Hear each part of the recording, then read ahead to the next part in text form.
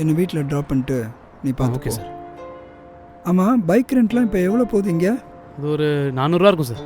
ஓ, tourist attraction ஆயிடுச்சே. அப்படிதான். போமா? சரி, கிளம்பு.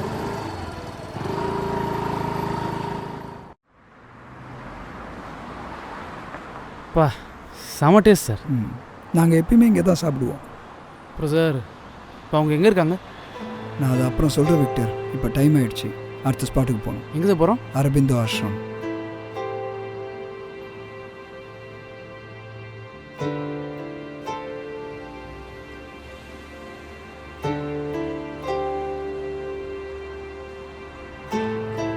அரவிந்தோ ஆஷ்ரம். என்ன சார் இவ்வளோ கூட்டம் இருக்குது? என்ட்ரிலாம் இருக்கும் போலே. பாண்டிச்சேரியில் இருக்கிறவங்களே அப்படி தான் நினச்சிட்ருக்காங்க. 8 மணி ஆயிடுச்சா ஃப்ரீயாக உள்ளே போகலாம். உள்ளே போனால் ஒரு ஸ்பிரிச்சுவல் ஜேர்னி போன மாதிரி இருக்கும். வா போகலாம். அண்ணல் மகாத்மாவை போலவே அரவிந்தரும் இந்தியா முழுசும் சுற்றுப்பயணம் போய் மக்கள்கிட்ட தேசபக்தியை விதைச்சு விடுதலை உணர்வை தூண்டினார். அதுக்கு பிறகு 1906 விபின் சந்திரபாலால் தொடங்கப்பட்ட வந்தே மாதரம் பத்திரிகையின் ஆசிரியராகவும் அவர் பொறுப்பெடுத்துக்கிட்டாரு. வந்தே மாதரம் பத்திரிகையில் அவர் எழுதிய கட்டுரைகளில் பண்டைய இந்தியாவோட பெருமைகளையும் பாரம்பரியத்தையும் மிக தெளிவாகவும் சுவாரஸ்யமாகவும் எழுதியிருந்தார். இந்தியா நாடுகளுக்கு எல்லாம் ஆசிரியராகும், மனித ஆன்மாவின் ஆழமான நோய்களை தீர்க்கும் மருத்துவனாகும் அப்படிங்கிற அரவிந்தரின் கருத்து இந்தியாவோட புனிதத்துவத்தை வெளிப்படுத்துகிற வகையில் அமைஞ்சிருந்தது. அரவிந்தர் இந்திய விடுதலை பற்றி குறிப்பிடும் போது புவியின் மீது ஆண்டவனின் அரசாங்கத்தை ஏற்படுத்துவதற்கான முதல் நடவடிக்கையே இந்திய விடுதலையாம் அப்படின்னு சொல்லியிருக்காரு. அதனால தான் அரசியல்லையும் ஆன்மீகத்திலையும் சுதந்திரம் வேணும்னு அவர் வலியுறுத்தினார். அது மட்டும் இல்லாமல் உண்மையான தேசபக்தியில் தான் தியாகம் அடங்கியிருக்குதுன்னு சொன்னார். தியாகம் தனக்கு மட்டும் இல்லாமல் தன்னை சார்ந்தவர்களுக்கும் நன்மை தரும்னு அவர் நம்பினார். இந்த அனுபவத்தை அவர் அரசியலையும் தியானத்தையும் இணைக்கும் முயற்சி பண்ணின போது உணர்ந்ததா சொல்லியிருக்காரு.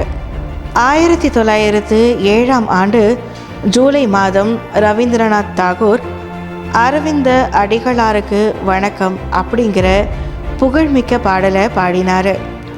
அந்த பாடலில் தான் அரவிந்தரை நாடறிய செய்தது. 1907 டிசம்பரில் சூரத்தில் நடந்த காங்கிரஸ் மாநாட்டில் கலந்து கொண்ட அரவிந்தர் திலகரின் தலைமையில் செயல்பட்ட விடுதலை இயக்கத்தில் தன்னை இணைச்சிக்கிட்டு ரொம்ப தீவிரமாக செயல்பட்டார். இது தொடர்பாக 1908 மே மாதம் 2ஆம் நாள் கொல்கத்தாவில் மணிகோலா என்ற இடத்துல அரவிந்தர் குடும்பத்துக்கு சொந்தமான தோட்டத்தில் ஒரு வெடிமருந்து தொழிற்சாலை செயல்படுவதை ஆங்கிலேயர் கண்டுபிடிச்சாங்க. இதில் அரவிந்தர் குடும்பத்தில் அவர் உட்பட்ட பலரும் கைது செய்யப்பட்டாங்க. வன்முறை மற்றும் தீவிரவாத செயல்களில் ஈடுபட்டதாக அரவிந்தர் மீது குற்றம் சாட்டப்பட்டது. பிரிட்டிஷ் அரசாங்கம் வேணும்னே அரவிந்தர் மீது வழக்கு தொடுத்துச்சு. நீண்ட கால விசாரணைக்கு பிறகு அவர் குற்றமற்றவர் அப்படின்னு நிரூபிக்கப்பட்டதுனால அரவிந்தர் வழக்கிலிருந்து விடுவிக்கப்பட்டார். விடுதலைக்கு பின்னாடி அரவிந்தர் முழு நேர அரசியலிலிருந்து விலகி யோக வாழ்க்கையில் ஈடுபட தொடங்கினார். அரவிந்தர் அரசியலிலிருந்து விலகி ஆன்மீக வாழ்க்கையில் ஈடுபட்ட பின்னரும் ஆங்கிலேயர் அவர் மீது குற்றம் சுமத்தவும் பொய் வழக்கு போடவும் சரியான வாய்ப்பை எதிர்நோக்கி காத்திருந்தாங்க. அவர் தன்னோட யோக வாழ்க்கைக்கும் ஆன்மீக பயணத்திற்கும் ஆங்கிலேயரால் இடையூறு ஏற்பட்டு விடுமோன்னு பயந்து அரவிந்தர் கொல்கத்தாவிற்கு அருகில் இருக்கின்ற பிரெஞ்சு இந்திய பகுதியான சந்திரநாகூருக்கு இடம் மாறிட்டார். அங்கேயும் ஆங்கிலேய ஒற்றர்கள் அவரை கண்காணித்ததுனால 1910 ஏப்ரல் மாதம் 4 டியூப்ளெக்ஸ் என்னும் பிரெஞ்சு கப்பலில் பயணம் செஞ்சு புதுச்சேரி வந்துட்டார். ஆரம்பத்தில் புதுவை வைஷ்யால் வீதி இருந்த சங்கர செட்டியார் வீட்டில் தான் அரவிந்தர் தங்கியிருந்தார். அரவிந்தரோட புதுவை வருகையே பாரதியார் கார்ட்டூன் சித்திரமாக்கி இந்தியா பத்திரிகையில் வெளியிட்டார். ராகு என்னும் பாம்பாகிய ஆங்கிலேயர் சூரியனாகிய அரவிந்தரை விட்டு விலகுவதை போன்று கார்ட்டூன் படம் வெளியிட்டது அந்த காலத்தில் பெரும் பரபரப்பை ஏற்படுத்துச்சு. புதுவையோட இயற்கை வளம், அமைதியான சூழலும் அரவிந்தரை வெகுவாக கவர்ந்துச்சு. புதுவை கடற்கரையும் அதன் அலைகளும் அரவிந்தரை ஆர்ப்பரித்து வரவேற்று அள்ளி அணைத்து கொண்டது. முழு நேர யோக வாழ்க்கையில் வாழ்ந்த அரவிந்தர் தன்னுடைய இருப்பிடத்தையே ஆசிரமமாக்கி கொண்டார். அரவிந்தரை பாரதியார் புதுவையில் இருந்தபோது அடிக்கடி சந்தித்து ஆன்மீகம் தொடர்பாக பேசியிருக்காரு. 1917ஆம் ஆண்டு ஆகஸ்ட் 15ஆம் நாள் அரவிந்தர் பிறந்தநாள் போது பாரதியார் அரவிந்தரை வாழ்த்தி பாடிய பாடல், ஆதிசிவன் மேலிருக்கும் நாகப்பாம்பே, எங்கள் அரவிந்தர் பேர் புனைந்த அன்பு பாம்பே, உண்மை நிலை கண்டுரைக்கும் யோக பாம்பே, உலகத்தை சமன் செய்ய என்னும் பாம்பே. இந்த பாடலை பாரதியார் அரவிந்தரிடம் ஆங்கிலேயத்தில் மொழிபெயர்த்து காட்டினார். பாரதியார் கிட்ட தமிழ் கற்றுக்கொள்ளும் முயற்சியிலும் அரவிந்தர் ஈடுபட்டார். அதன் தொடர்ச்சியாக அரவிந்தர் சில திருக்குறள்களை ஆங்கிலத்தில் மொழிபெயர்த்துள்ளார் என்பதும் குறிப்பிடத்தக்கது.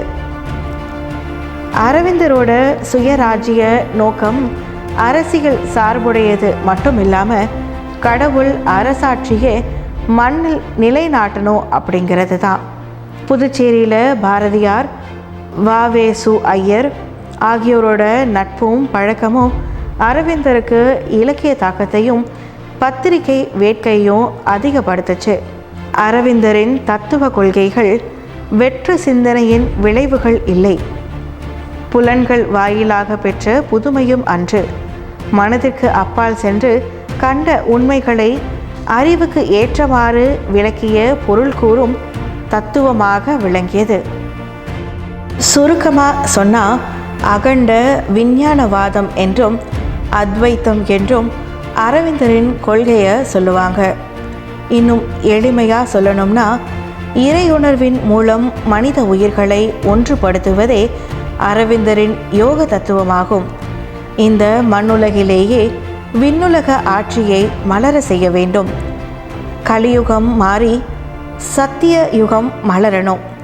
மானிட வாழ்க்கை அமரத்துவத்தும் அடையணும். உள்ளத்தில் மட்டும் இல்லாமல் உடல்லையும் தெய்வீக ஒளி வீசணும். உலகம் பொய், உடல் அனித்தியம் என்னும் கருத்து நீங்கணும். இவைதான் அரவிந்தரின் அடிப்படை கோட்பாடுகள். 1926ஆம் ஆண்டு நவம்பர் 24ஆம் நாள் அரவிந்தர் சித்தி அடைந்ததாக அறிவிக்கப்பட்டது. அன்றிலிருந்து ஆசிரமத்தின் பொறுப்புகள் அனைத்தையும் கவனிக்கும் பணியை அன்னையே ஏற்றுக்கிட்டாங்க. 1950ஆம் ஆண்டு டிசம்பர் 5ஆம் நாள் அரவிந்தர் சமாதியானார். அரவிந்தர் ஆசிரமத்தை நாம் நேரில் பார்க்கும்போது அங்கே தவழும் அமைதியும் தூய்மையும் அனைவரையும் கவர்ந்திழக்க வல்லது.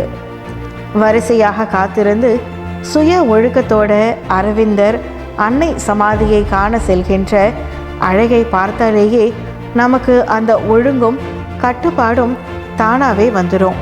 தினமும் காலையில் 11:45 மணிக்கு பொதுமக்கள் பார்வைக்காக ஆசிரமத்து கதவை திறப்பாங்க.